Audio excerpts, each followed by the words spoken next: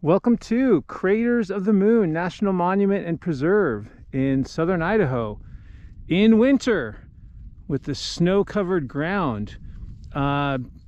Wintertime's actually a great time to come visit the monument, even though you can't see a lot of the cool volcanic features with a blanket of snow. It's still just a magical time to explore this park and this area.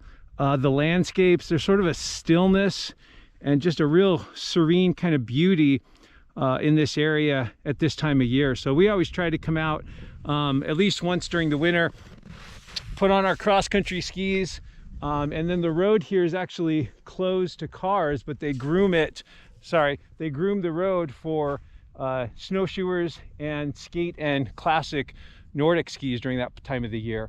I'm here at the spatter cones area, and this is a really great spot to observe a number of volcanic features and kind of maybe look into and explain why these volcanic features are so different here, and maybe get behind some of the reasons why we have such a high concentration of volcanic vents and young landforms right here at Craters of the Moon. Let's start with a diagram to kind of explain what we have going on here. And so this is just my little cartoon rendition of southern Idaho. So we have the Snake River Plain, this swath of kind of flat to low relief topography dominated by lava fields and other volcanic features. To the southeast, in southeastern Idaho, we have a set of mountain ranges offset by valleys running through the southeast corner of the state, down by Pocatello, Soda Springs, that area. North of the Snake River Plain in eastern Idaho, we have another set of mountain ranges that are separated by intervening valleys.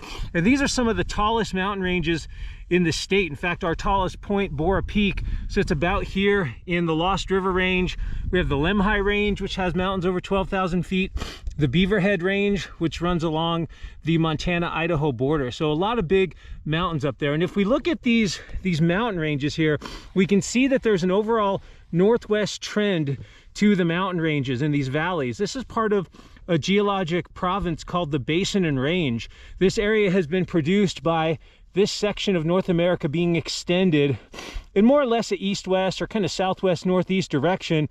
And as this cold, rigid crust has been extended, that's meant that these faults have been created that have offset the mountain ranges, pushing one side of the fault up to create the mountains, dropping another side down. So these are a series of what we call normal faults. These are faults that are extensional faults that have been created, and that's why we have such high, lofty mountains in this part of Idaho. Again, you can see the same pattern and progression here in the southeastern part of the state. In fact, you might be doing what might come natural to a lot of people, and that is you can kind of take these mountain ranges, and if you kind of ignore the Snake River Plain here, you can almost see how these extend, and were maybe once a continuous mountain range across the whole region here. And of course, what we've had happen since this basin and range extension began about 20 or so million years ago, and it continues today. We had an earthquake here in 1983, the Bora Peak earthquake, that's part of this ongoing regional east-west or southwest-northeast extension in this area. But what we can see here in the Snake River Plain is a series of volcanic vents in an area called the Great Rift. So these little stars are actually volcanic vents, and I haven't put all of them on here, just the ones along the Great Rift and here at Craters of the Moon. But we have this part of Idaho passing over the Yellowstone hotspot over the last 10 or so million years, and that's really what sort of has forged or created sort of a blowtorch effect, I suppose, across southern Idaho that's made this topography so flat. So during that period, as we were passing over that Yellowstone hotspot, we would have big explosive eruptions, Yellowstone kind of super volcanic eruptions of ash inundating the landscape. And then following that, we'd have some of those volcanic features maybe collapse to form calderas.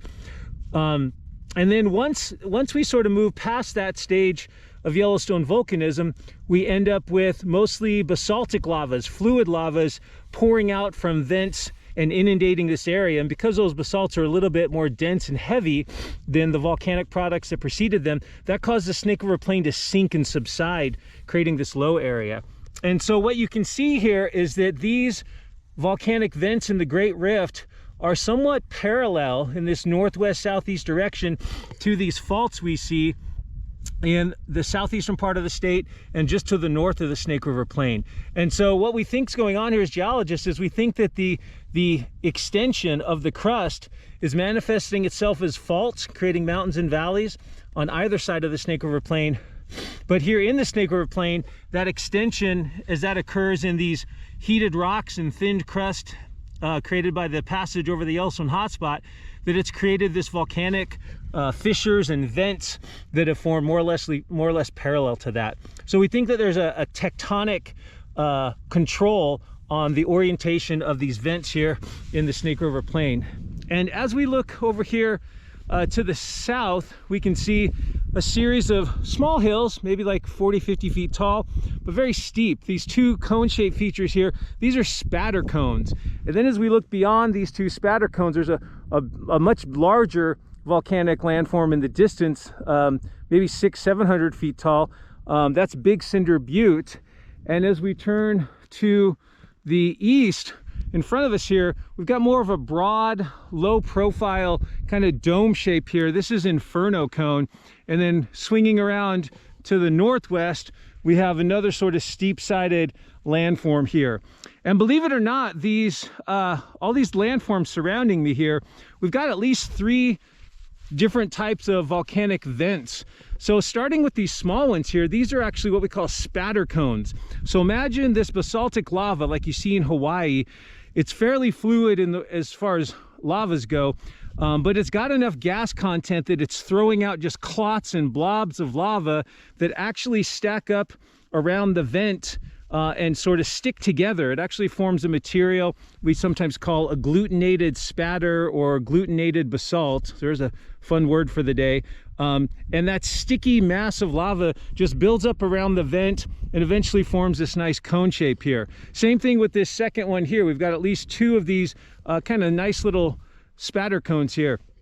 Then in the distance, we have this much larger mountain, 700 feet tall of Big Cinder Butte. That's the single largest volcanic landform in Craters of the Moon. That's a cinder cone, and you might have seen pictures of cinder cones, or the classic sort of textbook example of a cinder cone is like a crater on top and a much more gas-rich eruption where the lava actually gets shredded into, mostly BB, marble, golf ball, and slightly larger clots of highly gas-rich, frothy basalt. And as that piles up around the vent, it builds up this big cone here. So that's a classic cinder cone there, Big Cinder Butte. Same thing if we swing around back to looking back to the northwest. This is a series of pits, which you can see nicely on Google Earth, called big craters. And there's sort of 2 or 3 of these in a row. And these are actually, again, these nice cinder cones here. If we could dig down under the snow, we'd see these nice little small marble, BB, and maybe golf ball sized pieces of cinders, these very frothy pieces of lava that have come out. But then directly across from us, we have something different. We have this kind of large, broad, low angle, gentle slope dome here of Inferno Cone. In fact, there's even a trail coming up the northwest side that you can get to the top of in the summertime. And believe it or not, this is also a cinder cone, but it looks nothing like the classic cinder cones we see here, and it has no crater at the top. So why would this cinder cone be less steep, much more broad, less tall, and not have a crater at the summit like we see with Big Craters and Big Cinder Butte to our south? And if you spend a little bit of time here, or perhaps if you look at these trees on Big Cinder Butte, you might get a little hint here as to what the answer is. Notice a lot of these limber pines up here are tilted or are leaning to our right, which is to the east or to the northeast. In southern Idaho, we can get some strong winds that blow. And what we have here, the vent for this volcano, the actual location where the clots of lava and magma came shooting out of the sky with a little bit of gas pressure, is actually just down here in the foreground, kind of between me and, if you can make out the road over here, So literally like maybe 60, 70 meters away is the vent for Inferno Cone. And what happened here is this volcano erupted on a day when there was strong enough winds that as the cinders were shot out of the vent up into the sky, they actually blew over and settled to the northeast to form this cone. And we actually see there's a couple of cinder cones here at Craters of the Moon that look similar to this. We've got Inferno Cone here, another one that we can't see. We might be looking at part of it right here. This kind of broad hill just to the left, a big cinder. This is Broken Top, and it also has its vent offset and near the base. So kind of an interesting dynamic here where the cinder cone vent and the cinder cone are not one and the same. And so we don't get that nice centralized crater at the summit like we might otherwise. We can also see from here, I didn't mention the direction, but think of the diagram I showed you, this spatter cone, and Big Cinder Butte. And if we swing around and look at big craters behind me here, these are all running in that direction, that northwest southeast direction, more or less perpendicular to the extension direction here in North America. So this is part of the Great Rift. This is a series of these northwest to southeast trending volcanic vents that runs from here all the way across the Snake River Plain, which is about 60 miles across, and you can't even quite see the other side of it from this vantage point. So just a real fascinating landscape. One last thing here, you might be able to pick out just over the saddle here some bigger mountains. That's part of the Lost River Range. So that's the same mountain range of mostly folded Paleozoic sedimentary rock, lots of limestones from about 300 or 350 or so million years ago, and that's the same mountain range that holds Bora Peak, our tallest point in the state of Idaho. So just really cool landscape here. I might do a little bit more as we ski a little bit further, but just a really spectacular time to come enjoy Craters of the Moon with its unique volcanic landscape. Coming in the summer is definitely worthwhile because you can see things much more exposed. But to me, coming in the winter kind of has its own kind of beauty, and you see things a little bit differently, and it's just a special time to be out here. Definitely a nice place to come to get a little bit of solitude. So one last little kind of addition here to the video. I just wanted to show you there was finally a decent outcrop of rock to look at, and it felt a little wrong to do one of these geology videos and not actually showcase a little bit of rock. So we are still at the spatter cones, so you can see a series of these spatter cones with Big Cinder Butte in the distance. I've only moved maybe 30 or so yards from where I shot the main video, but you can see right here some of this material that I was talking about in the first part of the video. This is the spatter once it's accumulated together. So you can see it's still basalt, it's still highly vesicular, has these gas bubbles in it, but you can see the way it just sort of like layers on top of itself. So imagine these kind of clots of just sticky lava being thrown in the air, falling down around the vent, sticking, another one sticks, and so over time the heat and the compaction just sort of welds it all together. And so this is this material we call a agglutinated spatter or agglutinated basalt. Just really nice example of that sort of feature here. And you can just see it just sort of crudely layered as it just sort of accumulated on top of itself. Just kind of give you another quick view there. So just wanted to add that as just kind of a quick addendum to the rest of the video. Thanks for joining me, appreciate it. We're here at Craters of the Moon National Monument in southern Idaho, part of the Snake River Plain, and one of our signature parks that showcases a real diversity of young volcanic landforms. I'm out in an area, the big hill kind of to my west here is Big Cinder Butte. This is the tallest cinder cone volcano in this part of the monument. It's about 700 feet tall. But what we're actually going to look at here is as you kind of scan the landscape just behind me, there's these kind of weird mounds out here of rock. Most of the ground is cinders, probably cinders, maybe from Big Cinder Butte or another one that's kind of covered this area and made it kind of flat. But these mounds of rock look pretty, you know, they don't look like they're that noteworthy, I suppose, but they have actually some interesting features in them. So we're going to go over here and look at a couple of these here. So here's one of these mounds of basalt, and we can see that there's these strange cylindrical holes. This one actually has 2 in it right here. If we go over to this next one, we see another 2. So there's these sort of cylindrical holes of various diameters. They don't go down very far, but it begs the question, what are these things? If we notice a little bit closer, it seems like they've got one side that's a little bit higher and one side that's kind of broken off and is lower here. There's more rock on this side, and that actually matches up with this one here. So what these are, during this eruption, and these lavas here, these basalts are a little over 2,000 years old. These erupted mainly, there's a set of fissures, cracks that run through this part of the monument, and so we would have had lava kind of spewing out of those fissures, but mainly forming lava flows. And as those flows advance downhill, in places there was already a landscape here that had trees, and so as those lava flows wrapped around the trees, it formed these features here. And I made sort of a silly, don't laugh too much, but a nice little handy dandy diagram of this that kind of shows exactly how these things might have formed. So initially we have these trees out in front of the advancing lava flow, and then as the lava actually wraps around the trunks of the trees, it slows down and it cools because the trees are a lot cooler than the lava. And then later, as the lava drains away, what we're left with then are these cylindrical holes where the tree trunks once stood. Of course, the trees get burned up by the lava and incinerated, so they're burned to a crisp. But we have these mounds of basaltic lava, and on the uphill side, we get these sort of little ropes or this sort of buildup. So as the lava flow hits the tree trunk, it slows down its advancement a little bit. So these are called lava trees. We'll walk over to a couple more that are over here.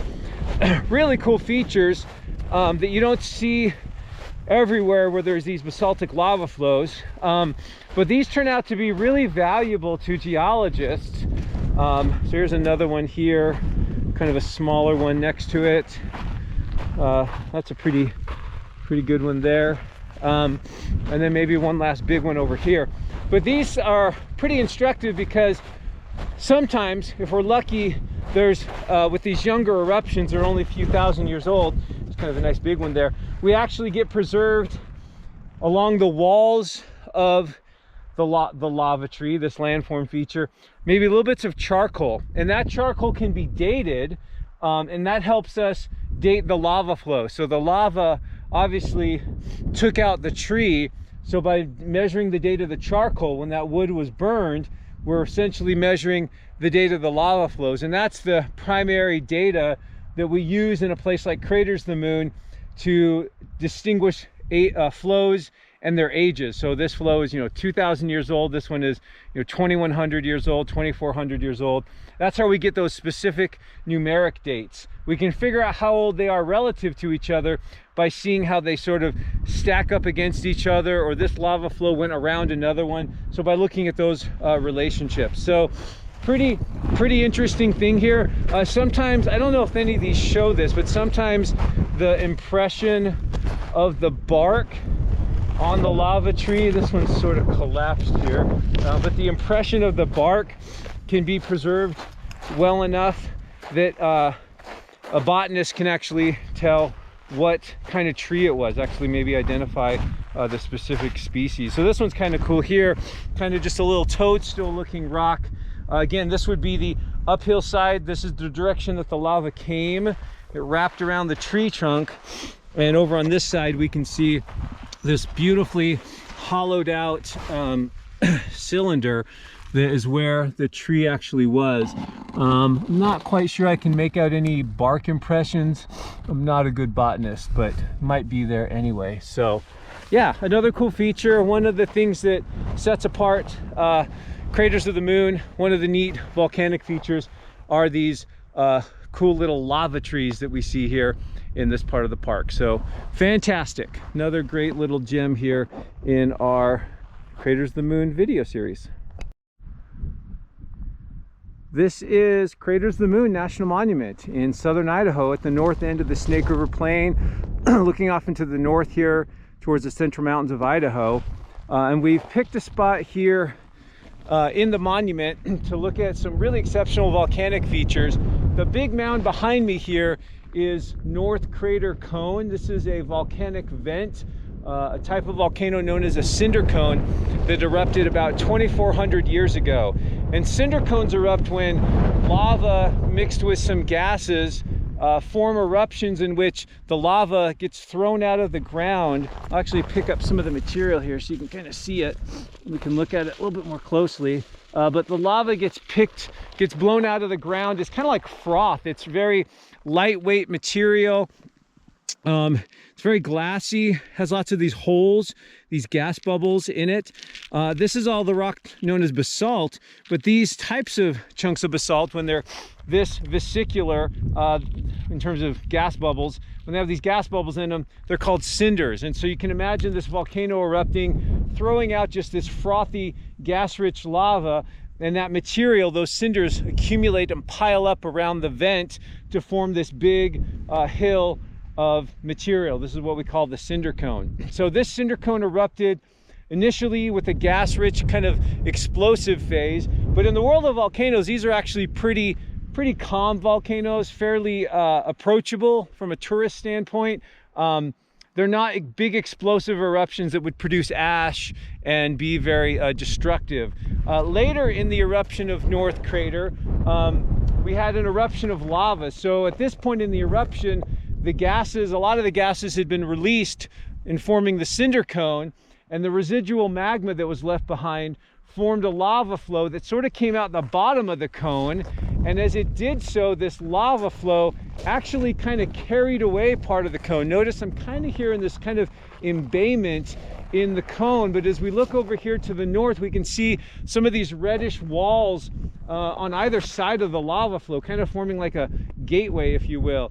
And so what's happened here is chunks of the cinder cone have been carried out by the lava flow. And if you were to head out that way a little further, you'd see a lot of big rock pillars and chunks of this kind of reddish material that forms the actual cinder cone itself. So sort of two stages of this eruption: one, the formation of the cinder cone, and then later the lava flow that actually broke away and took apart parts of the cinder cone as it flowed off to the north here.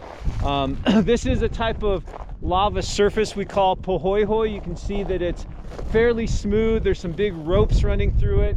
And this is what basaltic lava will look like when it erupts very hot. It tends to be more fluid, and so it forms more smooth surfaces. If it becomes a little cooler and a little thicker or more viscous, then it behaves a little differently and starts to form a very jagged, rough surface that we call aa. So we're gonna walk down the trail here. There's a couple other things to note. One is that just as we head down the trail, we head into the inner parts of the cinder cone, where it looks a little different. Instead of the black, glassy cinder particles that we saw along the trail, here we're seeing a different texture. The material's glued together a little differently. It's a different color. It's red, so it's oxidized. The iron in the rock is actually oxidized quite a bit. And this is a material called spatter. So this is when basaltic lava erupts, but it probably doesn't have quite as much gas content to it. So it's not throwing the frothy particles into the air. It's just sort of spitting out clots of lava.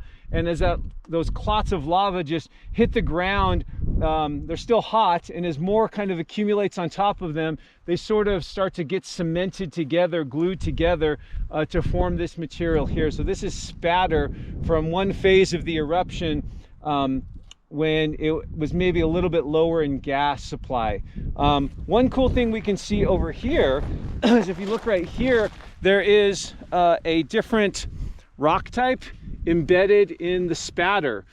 So we can see a much lighter color material here. And this is a pumice. This is actually a fragment of pumice. And what's interesting about this is this rock doesn't belong here. This rock has absolutely no reason to be here. But we do know that prior to the eruption of all the basalt in the craters of the moon and the Snake River Plain area, that this area was volcanically active with a very different type of volcano that was erupting from the Yellowstone hotspot. So we had very explosive eruptions of a different type of lava called rhyolite. And during those eruptive phases, we had very explosive eruptions that would form these big chunks of pumice, these these holes or gas bubble ridden rocks of a different composition and a lighter color. So what this xenolith, what this rock fragment is telling us, is that when this basaltic lava that formed the cinder cones was coming out of the ground, it was pulling up some of the older rocks. So it actually carried with it an older block of pumice, maybe from around 6 to 8 million years ago, when this area was volcanically active because it was sitting right over the Yellowstone hotspot. So pretty exceptional little story there. And then the final little piece of our puzzle is just a short distance down the trail here. The trail kind of gets down to this lava flow, and we're going to look at one last xenolith that was carried up by the lava as this cinder cone was erupting. We can kind of see along the trail here, now it's looking more like the typical cinder material. You actually pull blocks of this out. The material's really lightweight, dark, and kind of riddled with those holes there. So we'll head down the trail. Okay, so we're essentially descending more or less into the bowels or the guts of this cinder cone that's only been exposed because this big lava flow came out the base of it and actually tore apart part of the cinder cone. Cinder cones are structurally pretty weak. It's more or less just a pile of loose rocks, maybe barely glued together, and so it doesn't have a lot of structural strength or integrity to it. So it doesn't take much for these lava flows, which are much more dense, to actually carry away or rip apart a bit of the cinder cone when the lava flows come out the base. So we're down here along the floor where the lava flow has occurred. There's a great little block here, a boulder if you will, that has a very different colored rock embedded in it. So we can see this rock is kind of lighter in color. The texture of it kind of reminds you a little bit of granite if you look at it, and it's closely related to granite. It's actually a rock called granulite, and we typically only see rocks like these in the lower part of the crust, way down there, like literally tens of miles below the Earth's surface.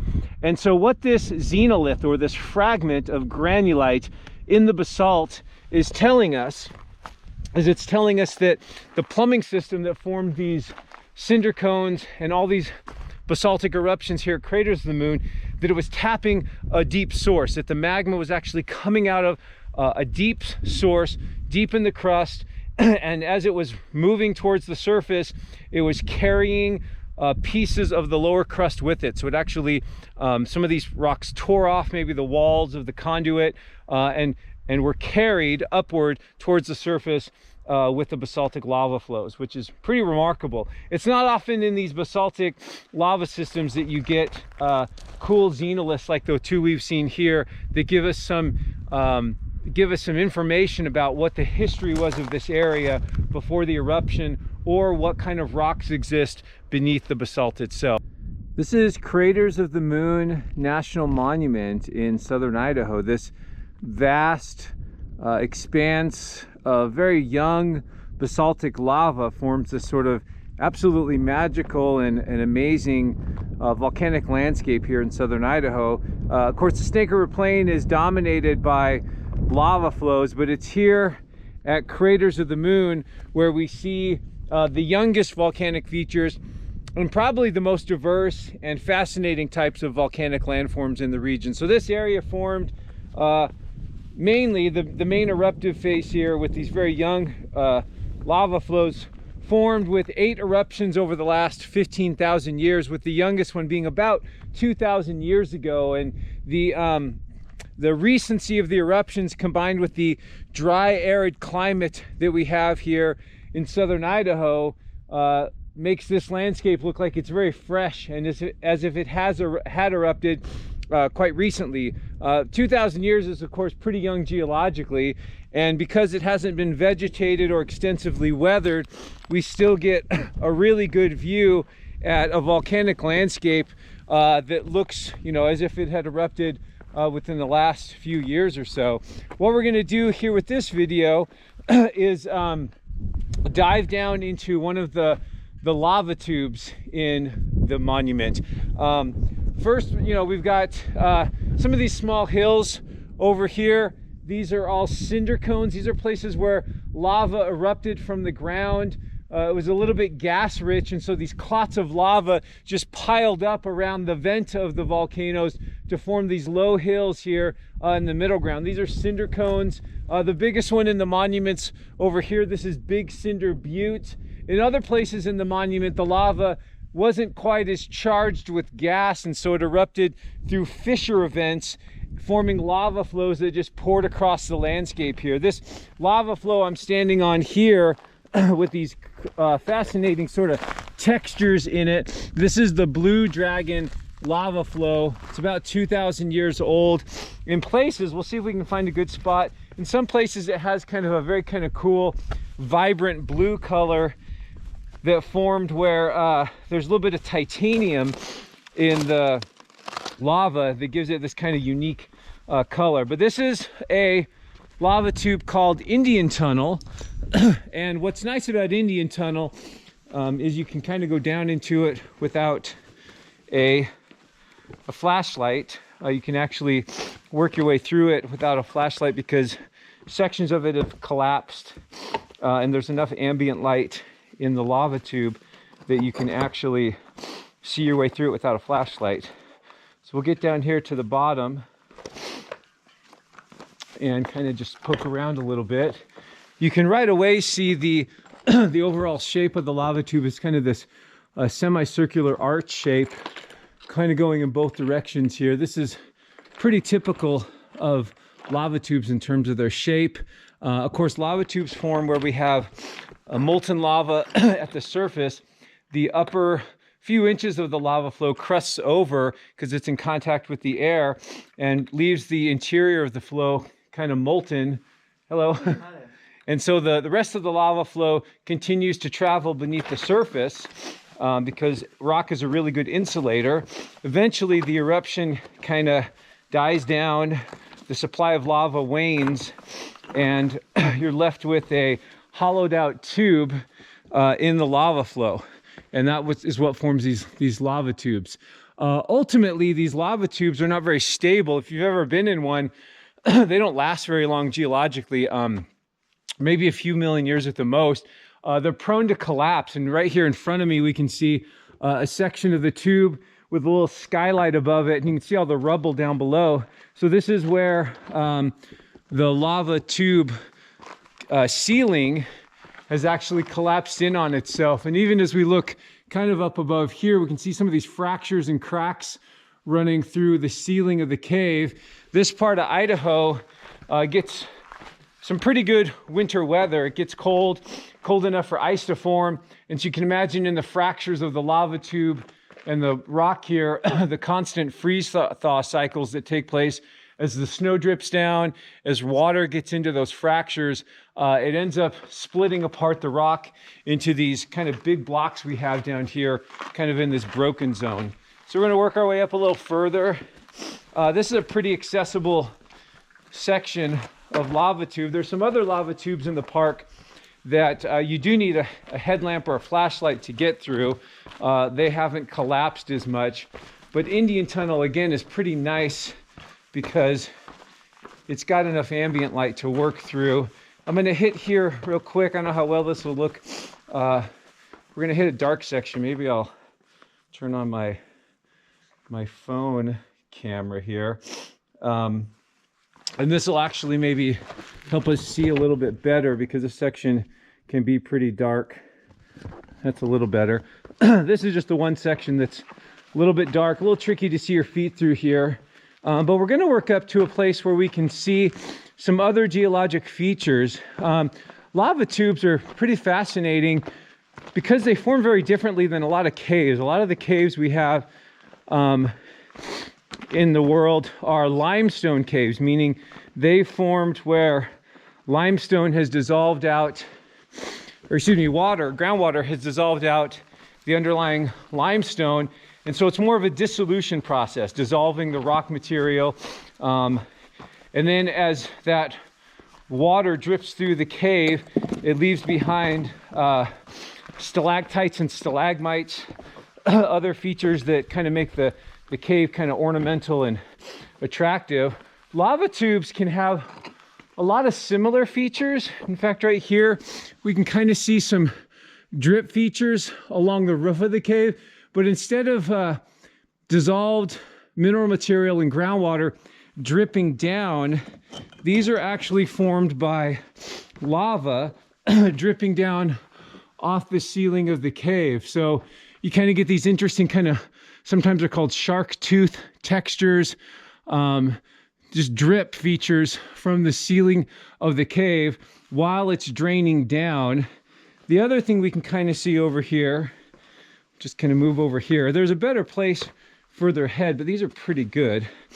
We can actually also see places in here where the lava on the walls of the cave has kind of remelted the walls and sort of just dripping and oozing down the sides of the lava tube. So you can kind of see some interesting textural features there. I'm going to scramble over this broken section here where the lava tube cave has collapsed. So we have another skylight here, another open section where the lava tubes collapsed. We'll kind of work up through here. The footing is a little tricky. Bring trekking poles if you need them. And we'll go into, I believe there's one last collapse section before we get to a really nice spot to see some really cool features on the roof of the lava tube. So we're kind of getting back down here. Some of the colors we have in here could be mineralization from the water moving through that. Some of this looks like it's also lichen. So some of these bright yellows are lichen, which are like a cyanobacteria fungi kind of mixture that occurs together. So up ahead, one more collapse feature. It's a little tiny skylight up there in the roof. And then as we look above us, we can see not as many of the lava stalactites, but definitely really nice drip features kind of coating the wall where the lava kind of oozed down. So one more scramble through here. So if you come to Indian Tunnel, take a left at the bottom of the stairs if you want to kind of retrace my steps here. And rather than going back out the way you came, there's a way to actually climb out and exit the cave. One of the things we can see here, down there we can see a lower level and then an upper level. Sometimes tubes are actually nested. So as the lava flows through the tube, it's so hot that it's thermally eroding the ground beneath it. So you can get sort of multiple levels of a lava tube. So that one probably doesn't go very far because it's collapsed, but we can kind of see two possible levels there. We can also see down here along this one, some kind of horizontal lines running through, running along the right side of the tube, kind of forming benches. So again, as the lava continues to thermally heat up and erode, cut through the rock below it, it leaves behind these kind of benchmarks or these little benches along, or levees, if you will, kind of along the sides of it here. So we'll get through this last little section here. Becomes a little more shallow here. The roof of the cave is more directly above us. Of course, in the floor of the lava tube, we have these nice pohoy-hoy, smooth, ropey flow textures here. And then this part's kind of my favorite. This last little skylight we can crawl through has a little kind of side channel off to the right. So we're going to kind of go up through this little thing, which is just big enough to fit into. But in here we get some really, kind of looking up at the ceiling of the cave now, really remarkable lava drip features, really nice texture. And then in the walls of the cave, over here we just get some fantastic drip features where the lava kind of oozed and ran down the sides of the tube to form these wonderful textures here. And then this is a spot where you got to kind of watch your head, kind of pop up, and then make one last move to get up and out of it. So we'll kind of pop up here above for one last look at the landscape here.